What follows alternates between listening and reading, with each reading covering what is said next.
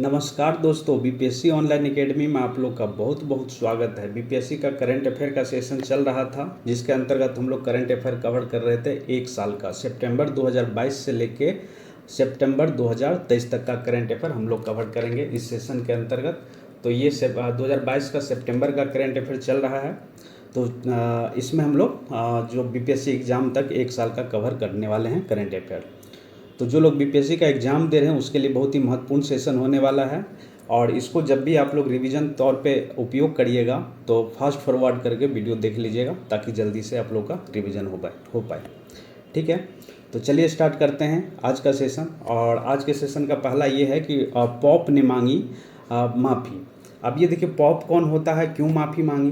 तो ये कनाडा में छात्रों से दुर्व्यवहार के लिए पॉप ने माफ़ी मांगी। ये पॉप कौन होता है? पादरी होता है, हेड ऑफ द पादरी कह सकते हैं। चर्चों का जो हेड होता है उसको पादरी कहा जाता है। तो कनाडा के चर्च के जो हेड है, जिसको पॉप कहा जाता है, उन्होंने एक छात्र से दुर्व्यवहार हुआ जो कि इंडिया के रहने वाले थे, और ये सितंबर 2022 में इसके साथ दुर्व्यवहार हुआ। उसी के चलते पॉप ने माफ़ी मांगी थी। ठीक है, चलिए आगे है मंकी पॉक्स, एक वैश्विक पब्लिक हेल्थ इमरजेंसी। ये जो अभी है WHO के द्वारा मंकी पॉक्स एक बीमारी है, उसको वैश्विक पब्लिक हेल्थ इमरजेंसी घोषित किया गया है। अब देखिए क्या है, विश्व स्वास्थ्य संगठन द्वारा मंकी पॉक्स को वैश्विक पब्लिक हेल्थ इमरजेंसी घोषित किया। किसके द्वारा किया गया है? तो ये विश्व स्वास्थ्य संगठन के द्वारा किया गया है। और सार्वजनिक स्वास्थ्य आपातकाल घोषित करने के लिए तीन मापदंड है, जैसे कि असाधारण घटना। असाधारण घटना मतलब होता है कि इससे पहले ऐसा घटना नहीं हुआ हो और अन्य देश के लिए खतरा हो। तो वही कह रहा है, अन्य देशों के लिए एक सार्वजनिक स्वास्थ्य जोखिम हो, कि अगर मान लीजिए एक जगह का लोग या एक देश का लोग कहीं दूसरे जगह जा रहा है तो उसको खतरा बना रहे अगर उस बीमारी से, तो इस स्थिति में जो है सार्वजनिक स्वास्थ्य आपातकाल घोषित किया जाता है। संभावित रूप से एक समन्वित अंतर्राष्ट्रीय, एक सेकेंड, हाँ चलिए, तो और तीसरा पॉइंट क्या है? संभावित रूप से एक समन्वित अंतर्राष्ट्रीय प्रतिक्रिया की आवश्यकता की स्थिति में आपातकाल लगाया जाता है, अगर कोई बीमारी या कुछ ऐसा महामारी फैल जाता है किसी देश में या दुनिया में कहीं भी, तो ठीक है।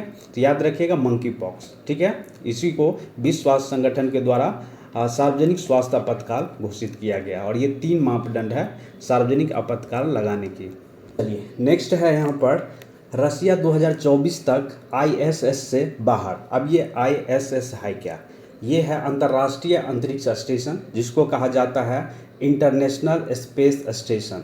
ये 2024 तक जो है ये ISS यानी अंतर्राष्ट्रीय अंतरिक्ष स्टेशन से बाहर हो जाएगा, मतलब इसका जो मेंबरशिप है उससे बाहर हो जाएगा, और अपना खुद का ऑर्बिटिंग आउटपोस्ट बनाने पर ध्यान केंद्रित करेगा। अब ये क्या है? ISS जो है पृथ्वी की निचली कक्षा में रहने योग्य कृत्रिम उपग्रह है ये, और यह जो 92 मिनट में पृथ्वी का चक्कर लगाता है और प्रतिदिन 15.5 परिक्रमा पूरा करता है। तो याद रखिए, रसिया 2024 तक किससे हटने वाला है?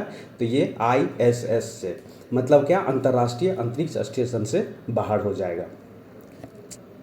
IMF से ऋण का अनुरोध किया है। बांग्लादेश द्वारा वित्तीय संकट, जो बांग्लादेश सितंबर 2022 में जो वित्तीय संकट से निपटने के लिए अंतर्राष्ट्रीय मुद्रा कोष यानी IMF से, इंटरनेशनल मॉनेटरी फंड कहा जाता है, इनसे 4.5 मिलियन अमेरिकी डॉलर का ऋण का अनुरोध किया है।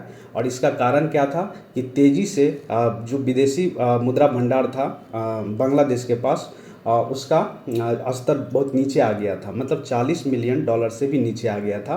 तो इसलिए उन्होंने, बांग्लादेश ने अनुरोध किया IMF से कि मुझे 4.5 बिलियन अमेरिकी डॉलर का ऋण चाहिए। और वर्तमान में IMF के या फिर अंतर्राष्ट्रीय मुद्रा कोष के जो निदेशक है वो क्रिस्टीना जॉर्जिवा है। चाहे यहाँ पर कि 1 ट्रिलियन डॉलर गगनचुंबी इमारत, इसका अभी निर्माण किया जा रहा है सऊदी अरब में, और एक योजना के तहत इसका निर्माण किया जाएगा अभी सऊदी अरब में, और ये शीशे की पूरा महल बनाया जाएगा, ठीक है।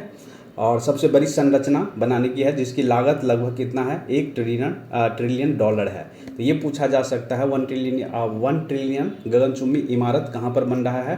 तो ये सऊदी अरब में बनने जा रहा है।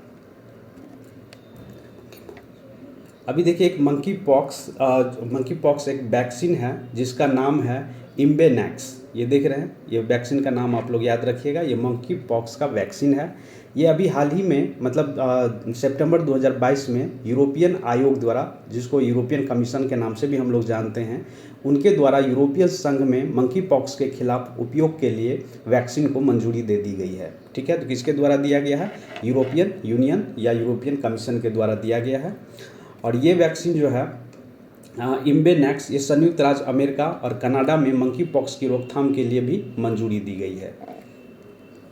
तो यहाँ से क्वेश्चन अराइज हो सकता है इम्बेनैक्स जो है ये वैक्सीन किससे संबंधित है? तो ये मंकी पॉक्स के रोकथाम से संबंधित है। शतरंज ओलंपियाड जो ऑर्गेनाइज किया गया था तमिलनाडु के चेन्नई शहर में। ठीक है, ये 44वें शतरंज ओलंपियाड थे जिसमें से पाकिस्तान को बाहर कर दिया गया था। ये याद रखिएगा, जो 44वें शतरंज ओलंपियाड था उसका आयोजन तमिलनाडु चेन्नई में किया गया था। और ये शतरंज ओलंपियाड है। ठीक है, 2022 में आयोजक था कौन? तमिलनाडु। अभी 2022 में न्यूज़ में थी मनीषा रोपेटा। ये मनीषा रोपेटा कौन है? तो मनीषा रोपेटा एक पाकिस्तान की महिला है जो कि अल्पसंख्यक हिंदू समुदाय की पहली महिला पुलिस अधीक्षक बनी है। इसीलिए ये जो मनीषा रोपेटा अभी न्यूज़ में थी। उसके बाद है आगे, जिम्बाब्वे ने शुरू किया सोने का सिक्का। तो देखिए जिम्बाब्वे में मुद्रास्फीति हो गया था 2022 में, उस पर काबू पाने के लिए उन्होंने सोने के सिक्का लॉन्च किए और इसका नाम रखा गया है मोसी ओ तुन्या। ये नाम याद रखिएगा, मोसी ओ तुन्या इस सोने का सिक्के का नाम है जो कि जिम्बाब्वे में जारी किया गया था। चलिए, जिम्बाब्वे का राजधानी कहाँ पर है? कमेंट बॉक्स में आप लोग बताइए जिम्बाब्वे का कैपिटल कहाँ पर है और ये किस कंटिनेंट की कंट्री है। अयमान अल जवाहिरी मारा गया। अब ये है कौन? तो ये आप लोग को पता होगा, अलकायदा नाम सुने होंगे, इनके नेता थे ये। और इनको संयुक्त राज्य अमेरिका के द्वारा 21 जुलाई 2022 को इसको अफ़गानिस्तान में मार दिया गया। ठीक है, नाम इसका याद रखिएगा। और इस पे $25 मिलियन का इनाम भी रखा गया था, जिसको अभी हाल ही में मतलब 2022 में संयुक्त राज्य अमेरिका द्वारा 31 जुलाई को अफ़गानिस्तान के काबुल शहर में इनको मार दिया गया। और इसमें जो हमला हुआ था, जो मिसाइल का उपयोग किया गया था, हेलफायर R9X मिसाइल का उपयोग किया गया था। और यूनाइटेड नेशन सिक्योरिटी काउंसिल की विशेष एक बैठक बुलाई गई थी अक्टूबर 2022 में। ठीक है, UNSC मतलब यूनाइटेड नेशन सिक्योरिटी काउंसिल, ये यूनाइटेड नेशन का एक स्पेशल एजेंसी है। तो आतंकवाद के खिलाफ एक विशेष बैठक के लिए 29 अक्टूबर 2022 को संयुक्त राष्ट्र सुरक्षा परिषद के 15 देशों के राजनयिकों की मेजबानी की।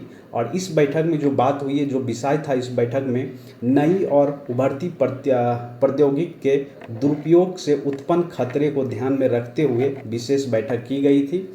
और भारत जो है 2022 के लिए सुरक्षा परिषद की आतंकवाद निरोध समिति का अध्यक्ष चुना गया भारत को। और यूनाइटेड नेशन सिक्योरिटी काउंसिल में भारत का कार्यकाल जो है दिसंबर 2022 में समाप्त हो गया था। तो बेसिकली यही याद रखना आपको, यूनाइटेड नेशन सिक्योरिटी काउंसिल में भारत का कार्यकाल दिसंबर 2022 में समाप्त हो गया था। ठीक, चलिए, लूनर ऑर्बिटर, ये दक्षिण कोरिया का पहला चंद्र ऑर्बिटर लॉन्च किया गया है। ठीक है, जो कि चंद्रमा को स्टडी करेगा। और कहाँ से किया गया है, स्थल कहाँ पर है? तो ये तो सबसे पहले आप ये कंट्री याद रखिएगा। पाथफाइंडर लूनर ऑर्बिटर किसका मिशन है? तो दक्षिण कोरिया का ये मिशन है। और इसको किस लिए भेजा गया है? तो चांद को यानी मून को ऑर्बिटर में लॉन्च किया है, मून को स्टडी करने के लिए। और ये स्थल कहाँ पर है, कहाँ से ये प्रक्षेप किया गया है? तो फ्लोरिडा कैप कैनावेरल से ये प्रक्षेपित किया गया है। इसमें एक वर्ड यूज हुआ था दनकी, इसका अर्थ होता है कि चंद्रमा का आनंद ले। ठीक है, इसे स्पेस एक्स किसकी कंपनी है? कमेंट बॉक्स में आप लोग बताइए। स्पेस एक्स द्वारा ये फाल्कन 9 रॉकेट्स पर ये लॉन्च किया गया था। ठीक है, किसकी कंपनी है स्पेस एक्स? कमेंट बॉक्स में मुझे बताइए। कि विश्व का सबसे बड़ा तैरता सौर संयंत्र अभी स्थापित करने की बात हो रही है। ये कि जो दुनिया का सबसे बड़ा तैरता हुआ सौर संयंत्र होगा। और ये कहाँ पे लगाया जाए? खांडवा एक जगह है मध्य प्रदेश भारत में। ठीक है, मध्य प्रदेश में वहाँ पर बनाया जाएगा। और यह संयंत्र जो कहाँ किस बांध पर बनाया जा रहा, ओंकेश्वर बांध पर बनाया जाएगा। और इसका क्षमता जो है 600 मेगावाट बिजली पैदा करने का होगा। और भारत वर्तमान में अगर हम लोग बात करें तो भारत की सबसे बड़ी तैरती सौर परियोजना अब कहाँ पर है, रामगुंडा तेलंगाना में पूरी तरह से ये चालू हो चुका है। लेकिन अभी जो ये मध्य प्रदेश में बनाया जा रहा है ये अभी अंडर कंस्ट्रक्शन है, अभी बन के तैयार नहीं हुआ है। तो अभी वर्तमान में कौन सा सबसे बड़ा है, तो ये है रामगुंडा तेलंगाना में, और ये पूरी तरह से चालू है। 2022 में एक संधि पर साइन हुआ था, नई स्टार्ट संधि। ये रसिया के पश्चिम ये बेसिकली किसके किसके बीच हुआ था, नई स्टार्ट संधि, ये रसिया और अमेरिका के बीच ये संधि हुई थी। तो रूस ने पश्चिम प्रतिबंधों पर नई स्टार्ट संधि के तहत हथियारों के निरीक्षण को निलंबित कर दिया है। और नई स्टार्ट संधि क्या है ये देख लेते हैं हम लोग। यह संयुक्त राज्य अमेरिका और रूस के बीच अंतिम हथियार कटौती समझौता है। यह परमाणु आयुधों की संख्या 1550 तक सीमित करता है, जिसमें मॉस्को और वाशिंगटन द्वारा तैनात किया जा सकता है। ठीक है। और ये जो है 2021 में अमेरिका और रसिया ने न्यू स्टार्ट संधि को अधिकतम 5 वर्षों के अनुमानित समय तक बढ़ा दिया था। तो ये था न्यू स्टार्ट संधि जो कि अमेरिका और रसिया के बीच साइन हुआ था। इसमें जो एक वायरस का भी न्यूज़ में था जिसका नाम था लंगिया वायरस। ठीक है। और ये आपको याद होगा ये कहाँ पर, ये तो 8 अगस्त को ये मामला सामने आया। और ये कहाँ पर आया था, ये चीन में। ठीक है। ये कौन है, जूनेटिक लैंगिया वायरस के नाम से हम लोग जानते हैं, जिससे कि 35 मानव संक्रमण की पुष्टि मिली है चीन में। और ये अगर बात करें शेडोंग और हेनान प्रांतों में पाए गए हैं। इसके लक्षण है बुखार, थकान, खांसी, भूख न लगना, मांसपेशी में दर्द, जीभ मिचलना, सिर दर्द, उल्टी आदि ये प्रमुख लक्षण है लंगिया वायरस का। तो ये पूछा जा सकता है लंगिया वायरस, अभी हाल ही में लंगिया वायरस से प्रभावित 35 मानव संक्रमण पाए गए, वो कहाँ पर, तो चीन में बना हुआ था AGM-88 HARM। ये क्या है, ये एक मिसाइल है। ठीक है। ये अमेरिका ने और यूक्रेन को AGM-88 HARM मिसाइल की आपूर्ति की। और ये है क्या, HARM मतलब होता है high speed anti radiation missile है। और ये हवा से सतह पर मार करने वाली मिसाइल है, जो कि अभी अमेरिका के द्वारा यूक्रेन को दिया गया है। यह जो निर्मित किया गया है रेथियन कॉरपोरेशन के द्वारा निर्मित किया गया है। और ये अमेरिका का कंपनी है। अभी हाल ही में मतलब 2022 में भारत ने श्रीलंका को एक विमान दिया था उपहार में। ठीक है। और जिसका नाम क्या था, डोनियर समुद्री टोही विमान, ये उपहार दिया गया भारत के द्वारा श्रीलंका को। उसके बाद है स्वच्छता उत्पादों तक सार्वभौमिक पहुंच। स्कॉटलैंड दुनिया का पहला ऐसा देश बन गया है जिसने फ्री पीरियड उत्पाद तक सार्वभौमिक पहुंच सुनिश्चित की है। और यह ऐतिहासिक कानून 2020 में पारित किया गया था, जो अब जाके इफेक्टिव हुआ है। ठीक है। ये नाम याद रखना है आपको, स्कॉटलैंड। इसी के द्वारा स्वच्छता उत्पाद तक सार्वभौमिक पहुंच किया। और ये दुनिया का ऐसा पहला देश बन गया है जो फ्री पीरियड उत्पाद तक सार्वभौमिक पहुंच सुनिश्चित की है। आगे है टर्की इजराइल राजनयिक संबंध। इजराइल और टर्की फिर से पूर्ण राजनयिक संबंध बहाल करेंगे और संबंधित राजदूतों को फिर से नियुक्ति करेंगे, क्योंकि ये जो है अपने दोनों देश जो है 2018 में अपने अपने राजदूत को निष्कासित कर दिया था। तथा क्या है कि तुर्की जो है जो इजराइल का राजधानी है यरूशलेम, उसको मतलब इजराइल की राजधानी के रूप में मान्यता नहीं देता है टर्की के द्वारा। और इसका दूतावास तेल अवीव में स्थित है। और यहाँ पर फिर से दोनों देश जो है टर्की और इजराइल अपने अपने राजदूत बहाल कर रहे हैं, जो कि इजराइल का होगा टर्की में और टर्की का होगा इजराइल में। इजराइल की राजधानी यरूशलेम है। अभी न्यूज़ में था USA जैकब जोन्स। अब ये USA जैकब जोन्स है क्या, मतलब ये USA का क्या है, एक पनडुब्बी जहाज़ है जो कि प्रथम विश्व युद्ध के टाइम में इसको डुबो दिया गया था जर्मनी के एक पनडुब्बी के द्वारा। तो देखिए इसके बारे में हम लोग देख लेते हैं। 1917 में जर्मनी द्वारा डूबे अमेरिकी जहाज़ जिसका नाम था जैकब जोन्स अंग्रेजी तट से दूर पाए गए हैं। ठीक है। ये अभी हाल ही में इनका खोज किया गया है। ये दुश्मन की कार्रवाई से नष्ट होने वाला पहला अमेरिकी विध्वंस था। इसे प्रथम विश्व युद्ध के दौरान 6 दिसंबर 1917 को एक जर्मन पनडुब्बी के द्वारा इसे डुबो दिया गया था। तो ये नाम याद रखना है आपको, जैकब जोन्स, जो कि ये यूएसए के एक पनडुब्बी जहाज है और ये जर्मनी के एक पनडुब्बी था जिसको प्रथम विश्व युद्ध के दौरान 6 दिसंबर 1917 को डुबा दिया गया था, जिसका खोज अभी हाल ही में हुआ है। एक मिसाइल जिसका नाम था किंजल हाइपरसोनिक मिसाइल, ये रसिया का मिसाइल है किंजल, ठीक है। और ये यूक्रेन रसिया का जो अभी कन्फ्लिक्ट हुआ था, युद्ध हुआ था, उसमें इसका 3 बार प्रयोग किया गया है, ये हाइपरसोनिक किंजल मिसाइल का, ठीक है। यह दुनिया का लगभग किसी भी स्थान पर अपना निशाना बना सकता है और अमेरिकी द्वारा निर्मित मिसाइल कवच को भी ये भेज सकता है। तो ये याद रखना है, किंजल हाइपरसोनिक मिसाइल ये रसिया का है और यूक्रेन पे ये 3 बार हमला कर चुका है, ठीक है। चलिए नेक्स्ट है महात्मा गांधी की प्रतिमा का अनावरण। विदेश मंत्री एस जयशंकर द्वारा जो अभी यात्रा पे थे, कहाँ पे, पराग्वे पे, वहाँ पर क्या किए, महात्मा गांधी की एक प्रतिमा का अनावरण किए। तो ये नाम याद रख सकते हैं आप, कहाँ पर, ये कंट्री पराग्वे में, किसके द्वारा, तो ये विदेश मंत्री एस जयशंकर के द्वारा महात्मा गांधी जी के प्रतिमा को अनावरण किया है पराग्वे में। नेक्स्ट है IMF ने विकास दर का अनुमान घटाया। तो देखिए इंटरनेशनल मॉनेटरी फंड है जिसको हम लोग कहते हैं अंतर्राष्ट्रीय मुद्रा कोष, अपनी नवीनतम विश्व आर्थिक आउटलुक WEO की रिपोर्ट जारी की है और इसमें कहा गया है कि 2022-23 में जो भारत का विकास दर अनुमानित किया था 8.2%, इसको 0.8% से घटाकर कितना कर दिया गया है, 7.4% कर दिया है, ठीक है, एक नया रिपोर्ट के अनुसार। इसने वैश्विक विकास को घटाकर 3.2% जो 2022 में अनुमानित था उसको 2.9% कर दिया गया है 2023 में, कि 2023 का जो वैश्विक विकास दर रहने वाला है 2.9% रहने वाला है। इससे पहले अनुमान लगाए थे वो कि 3.2% रहने वाला है। तो ये भारत का याद रखिएगा। IMF के द्वारा जो अभी नया रिपोर्ट के अनुसार जो विकास दर घटाया है, पहले अनुमान लगाया था 8.2% रहने का, लेकिन अब जो घटाकर कितना कर दिया है, 7.4% विकास दर रहने का अनुमान है IMF के द्वारा भारत का।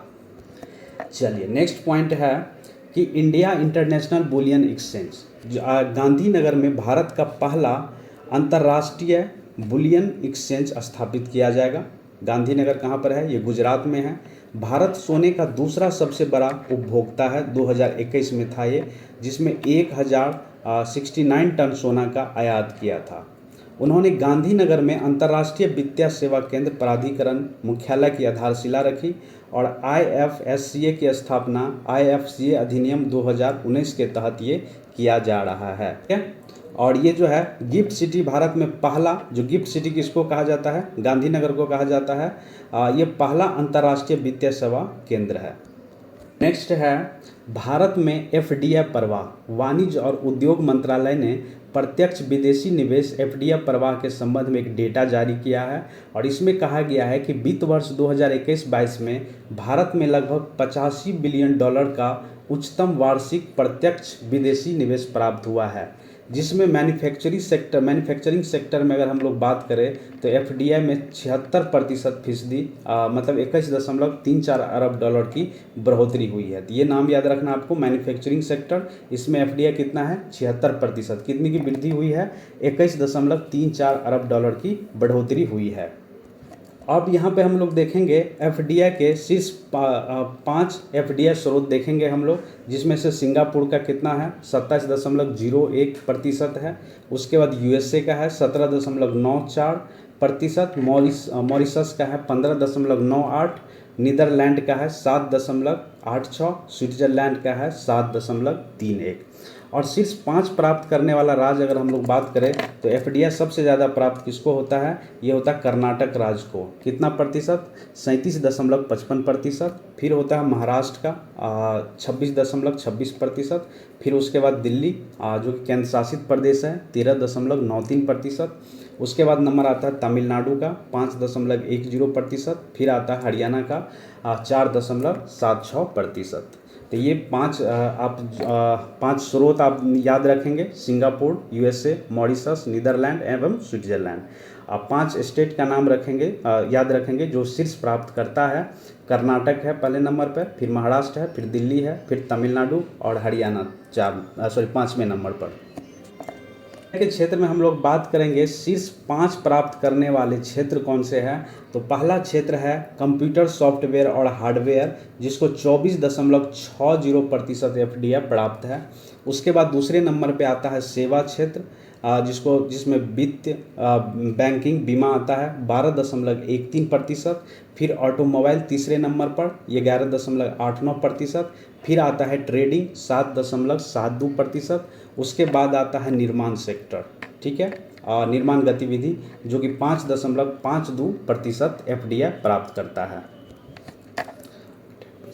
अभी एक रिपोर्ट जारी किया है अंकटैड के द्वारा, और इसमें कहा गया है कि विश्व निवेश रिपोर्ट WIR के मतलब इसमें रिपोर्ट जो जारी हुआ 2022 में, इसके अनुसार भारत 2021 के लिए शीर्ष 20 मेजबान अर्थव्यवस्थाओं में से 7वें स्थान पर यह आ गए हैं। चाहे यहाँ पर आकाशा एयर, ये नागरिक उड्डयन मंत्री जो अभी है कौन, ज्योतिरादित्य सिंधिया, जो कि 7 अगस्त 2022 को आकाशा एयर की पहली व्यावसायिक उड़ान का उद्घाटन किया। और पहली उड़ान जो भरी थी मुंबई और अहमदाबाद मार्ग में, ये पहली उड़ान भरी थी। तो नाम याद रखिएगा, आकाशा एयर, पहली उड़ान कहाँ पर, मुंबई अहमदाबाद मार्ग पर ये किया गया था। उसके बाद है 2G ethanol plant. PM Narendra Modi ने अभी हरियाणा के पानीपत में दूसरी पीढ़ी के इथेनॉल प्लांट जो है अभी उद्घाटन किया। इस संयंत्र को इंडियन ऑयल कॉरपोरेशन मतलब IOCL द्वारा विकसित किया गया, और इसका लागत है लगभग 900 करोड़ रुपया। अब अगला पॉइंट है स्टार्टअप गुड फेलो। ये रतन टाटा द्वारा भारत के पहले वरिष्ठ नागरिक कैंपेनियन स्टार्टअप गुड फेलो में निवेश है, और ये कंपनी की स्थापना उसके सहायक जो है शांतनु नायडू के द्वारा किया गया है।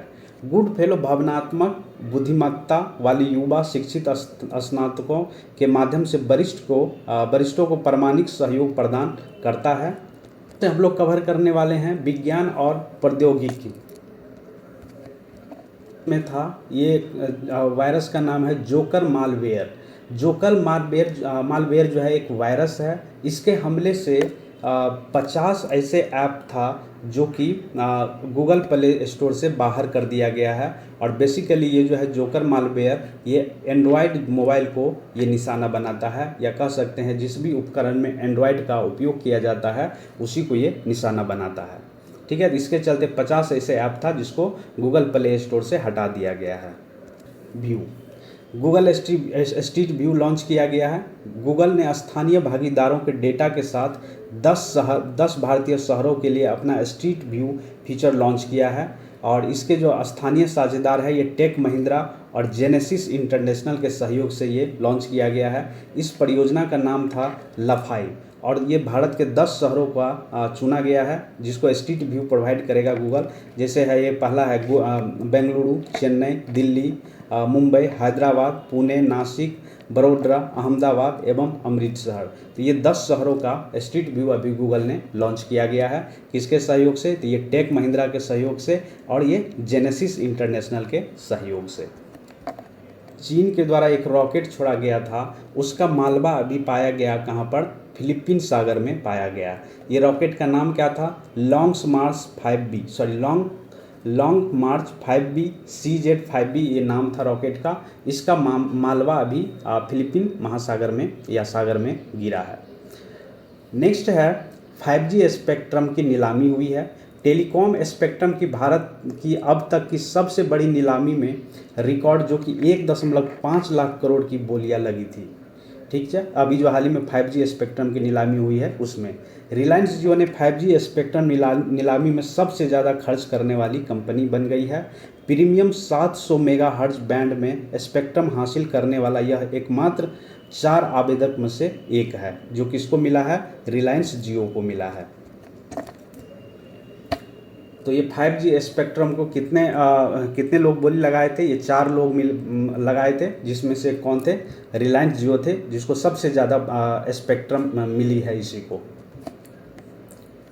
प्रोवैक्ट। ये है क्या? अभी ये हाल ही में नरेंद्र सिंह तोमर के द्वारा ये जो है वैक्सीन लॉन्च किया गया है, जिसका नाम था लुम्पी प्रोवैक्ट नाम के, जो है गांठदार त्वचा रोग के लिए जो कि स्वदेशी टीका लॉन्च किया गया है। ये बेसिकली जो घोड़ा का होता है, घोड़ा का ये बीमारी होता है जिसको हॉर्स बोला जाता है, उसी के जो गांठदार त्वचा रोग होता है उसके लिए ये टीका लगाया जाता है।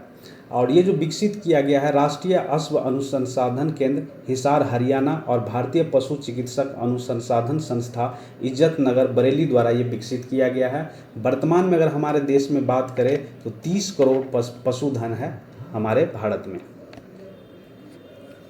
2022 में मंकी पॉक्स वेरिएंट, जो कि वेरिएंट 2 वेरिएंट का नामकरण किया है WHO वर्ल्ड हेल्थ ऑर्गेनाइजेशन के द्वारा, और ये 2 वेरिएंट का नाम है क्लैड फर्स्ट जो है ये मध्य अफ्रीका के पूर्व कॉन्गो बेसिन में जो है ये क्लैड फर्स्ट नाम दिया गया है, मंकी पॉक्स का ये वेरिएंट है।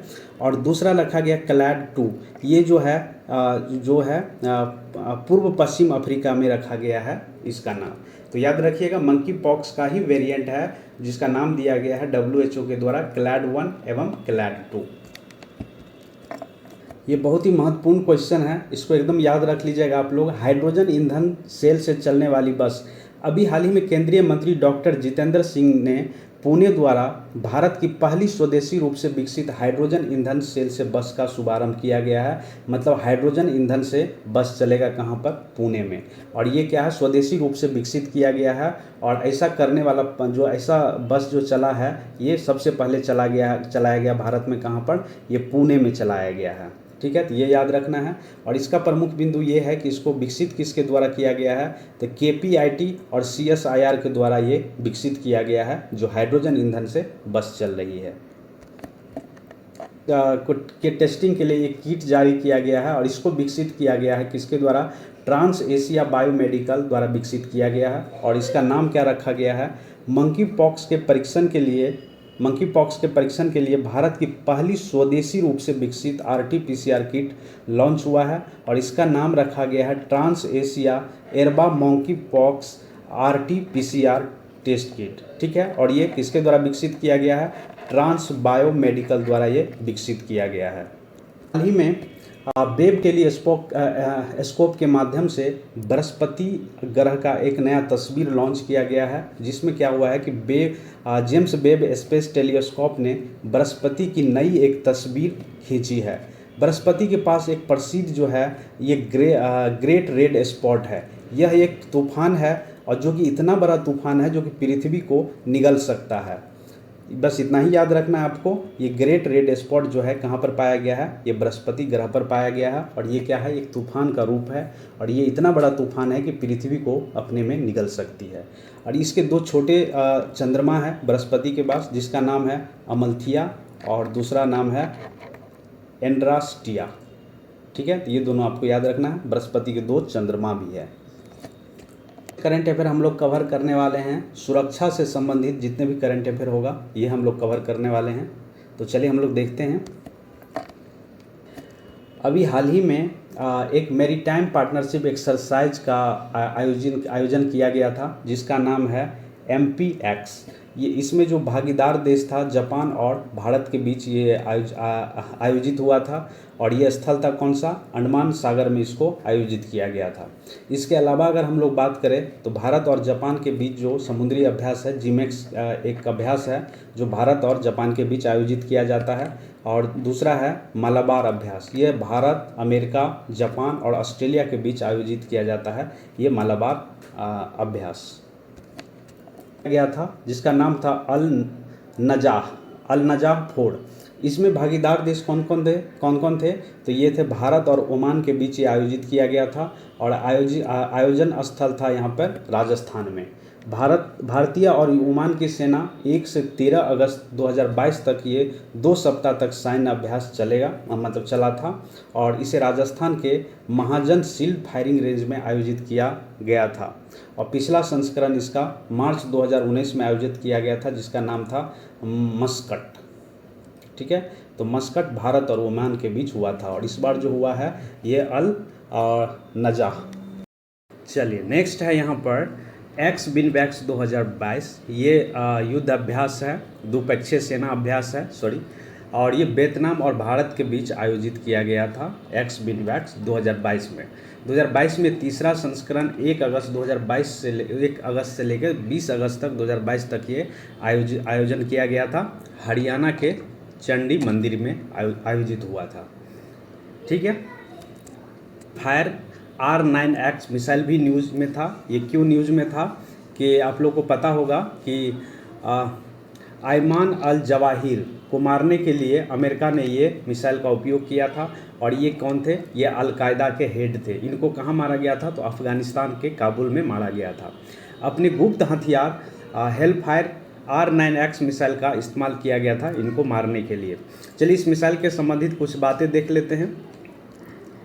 इसका फुल फॉर्म जो है heliborne laser fire and forget missile है, और इसका दूसरा नाम निंजा मिसाइल के भी नाम से हम लोग इसको जानते हैं। अभी न्यूज़ में था जिसका नाम था पैसिफिक ड्रैगन ड्रिल। ये क्या था? ये मिसाइल रक्षा अभ्यास शुरू था, मतलब अभ्यास शुरू किया गया था।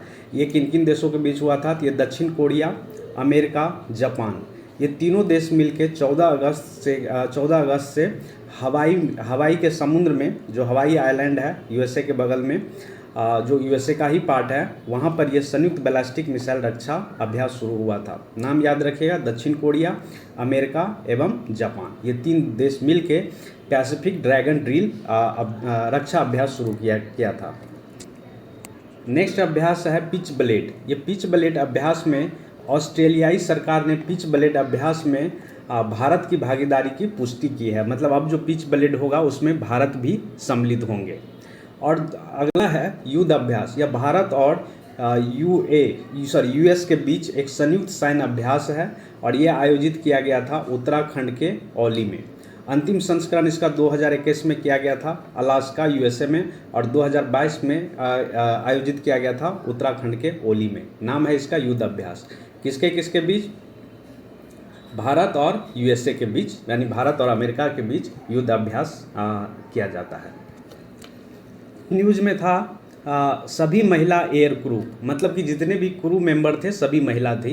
ये पहली बार सभी महिला नौसेना दल के अरब सागर के ऊपरी एक निगरानी मिसाइल पूरा किया। INAS 314 की 5 महिला अधिकारियों ने डॉर्नियर 228 विमान में मिशन पूरा किया। विमान की कप्तान लेफ्टिनेंट कमांडर आंचल शर्मा ने की थी, और पायलट इनके थे लेफ्टिनेंट शिवांगी और लेफ्टिनेंट अपूर्वा गीते।